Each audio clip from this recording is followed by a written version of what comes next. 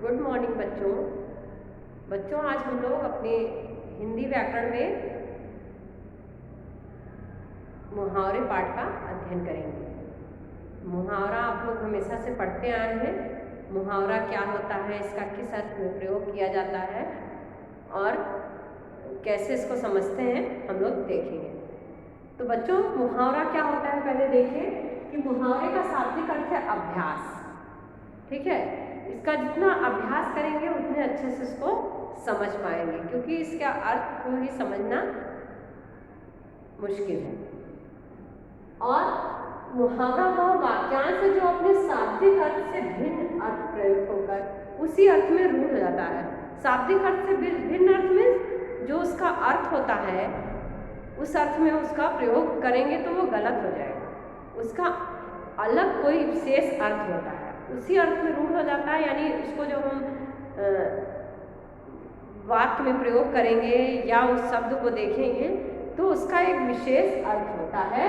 तो वह वाक्यांश जो अपने शाब्दिक अर्थ से भिन्न अर्थ में, जो जैसे लिखा हुआ है कि अंग अंग मुस्काना, तो यानी सारा अंग मुस्कुराने नहीं लगा, इसका अर्थ कुछ और हुआ। ठीक है, इसका अर्थ हुआ कि अत्यधिक प्रसन्न होना।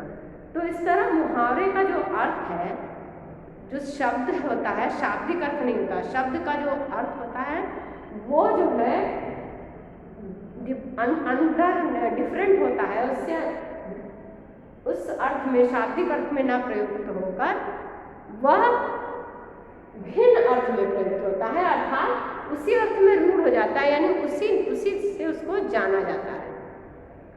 जैसे यहाँ पर आंखें बिछाना, आंखें बिछाना तो आंखें को बिछा देना, ये शाब्दिक अर्थ हुआ। तो आंखें बिछाने का अर्थ ये तो नहीं हुआ ना कि आंखें को बिछा देना, या आग में घी डालना तो केवल आग में घी डालते रहना, इसका अर्थ ये नहीं हुआ। इससे भिन्न इसका अर्थ हुआ। आंखें बिछाने का अर्थ हुआ कि बहुत आदर सम्मान करना, किसी के लिए आंखें बिछाना। और आग में घी डालना मतलब किसी को भड़काना, क्रोध के लिए और अत्यधिक भड़काना। आग में घी डालने का काम करना मतलब और भड़काने का, क्रोध और ज़्यादा बढ़ाने का काम करना। तो इस तरह बहुत सारे मुहावरे आपकी पुस्तक में दिए गए हैं। उसका अर्थ शब्द जो है उससे भिन्न उसका अर्थ है। ऐसा मत सोचिए कि जो शब्द दिया है उसी से उसका अर्थ। यहाँ पर देखिए पुस्तक में, पिताजी दफ्तर से आए तो माँ ने कहा, इस मनीष का क्या करूं, बहुत बोलता है। आज श्रीमती मल्होत्रा आई हुई थी, इसने 2 मिनट भी चैन से बात न करने दी। मैंने बहुत आंखें दिखाई पर कोई असर भी न हो। मैंने बहुत आंखें दिखाई देखिए रेड कलर से दिया गया है। पास ही छोटा बेटा रवीश बैठा था, बीच में ही बोल पड़ा, माँ भैया क्या डॉक्टर हैं? आपने उन्हें आंखें क्यों दिखाई? माँ और पिताजी हंसने लगे। बोली आंखें दिखाई फिर भी वो नहीं माना। तो बोली कि क्या वो डॉक्टर थे अंकल जो आए थे और कि आपने उनको अपनी आंखें दिखाई थी?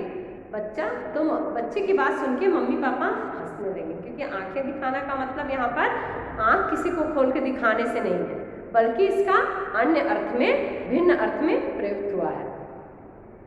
बच्चों, माँ ने जब आंख दिखाने की बात की तो इसका अर्थ डॉक्टर को आंखें दिखाना नहीं था, तो उन्होंने इसका लाक्षणिक अर्थ के रूप में प्रयोग किया था। इस प्रकार के प्रयोग को मुहावरा कहते हैं। दूसरे अर्थ में उसका प्रयोग किया था आंखें दिखाने का। और मुहावरे का शाब्दिक अर्थ है अभ्यास। मुहावरा वह वाक्यांश है जो अपने शाब्दिक अर्थ से भिन्न अर्थ में प्रयुक्त होकर रूढ़ हो जाता है, उसी अर्थ में रूढ़ हो जाता है। जैसे अक्ल पर पत्थर, अक्ल मतलब बुद्धि, बुद्धि पे पत्थर पड़ना है, यानी बुद्धि पे पत्थर से कोई मार नहीं दिया, यानी बुद्धि से काम ना लेना। बुद्धि पत्थर पड़ना मतलब बुद्धि उसकी काम नहीं कर रही है। अगर मगर करना, बहाने बनाना, अपना उल्लू सीधा करना, अपने मतलब निकालना, ये सारे मुहावरे हैं। अपना समूह लेकर रह जाना, अपना समूह लेकर रह जाना मतलब लज्जित हो जाना, शर्मा जाना, अपना समूह लेकर रह गया।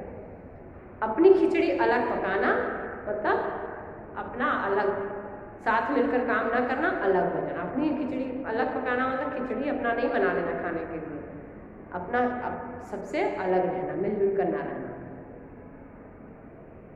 अंगूठा दिखाना, अंगूठा दिखाने का अर्थ तो तुम लोग जानते ही होंगे कि किसी काम से के लिए इनकार करना, समय पड़ने पर इनकार कर देना। अंधेरे घर का उजाला, अंधेरे घर का उजाला मतलब इकलौते पुत्र को घर का चिराग बोलते हैं, तो इसलिए अंधेरे घर का उजाला मतलब इकलौता पुत्र। ठीक है। 19-20 का अंतर होना, यानी 19 और 20 में जैसे थोड़ा सा अंतर है वैसे ही थोड़ा सा अंतर होना। कलम तोड़ना यानी लिखने में कलम तोड़ देना। लेखक लोग कलम तोड़ के देते हैं, मतलब लिखने में कमाल कर दी, इतना ज़्यादा अच्छा लिखे कि कलम तोड़ दिए, इतनी रचनाएं की। ठीक। दुम दबाकर भागना यानी डर कर भाग जाना। दुम दबाकर दुम मतलब पूंछ, दबाकर भाग जाना यानी किसी से डर कर भाग जाना। नींद हराम होना यानी परेशान हो जाना, नींद हराम होना। हम लोग देखिए बहुत सारे मुहावरे पढ़े, अब आपकी बुक में कुछ मुहावरे हैं, इनको आप लोग कंप्लीट करिए। जैसे खटाई में पढ़ना, किसी चीज खटाई में पढ़ना, मुश्किल में पढ़ना, काम टल जाना, जो काम आने वाला था मौके से निकल जाना। सठिया जाना, समझ में ना आना। धरना देना, बैठ जाना।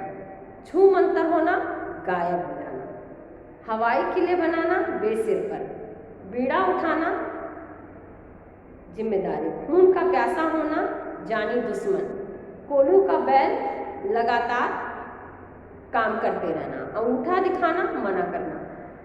बच्चों ये सारे अभ्यास प्रश्न हैं, इसको हम PDF बनाकर आपको देंगे। आप अपने जितने अभ्यास के प्रश्न हैं उसको सॉल्व कर लेंगे और अच्छे से पढ़ लेंगे। और मुहावरे, जितने भी मुहावरे हैं, अभी तक आप लोगों को बताया गया था टोटल मुहावरे 60 हैं, तो 60 मुहावरे तो पढ़ेंगे ही, बाकी अभ्यास में जो दिए गए मुहावरे हैं उनको भी अच्छे से देख लेंगे। अभ्यास से अगर प्रश्न पूछे जाएंगे तो आप उसको लिख देंगे, लेकिन कम से कम 25 मुहावरे अपनी कॉपी में लिखेंगे। बाद वाले 25, पहले हाफ ईयरली का था, हाफ ईयरली के बाद का 25 है, वो लास्ट के 25 to 60 जो है वो सारे कॉपी में लिखेंगे, और जो PDF बना के दूंगी उससे अभ्यास प्रश्न सॉल्व कर लेंगे और अपना पाठ पूरा कर लेंगे।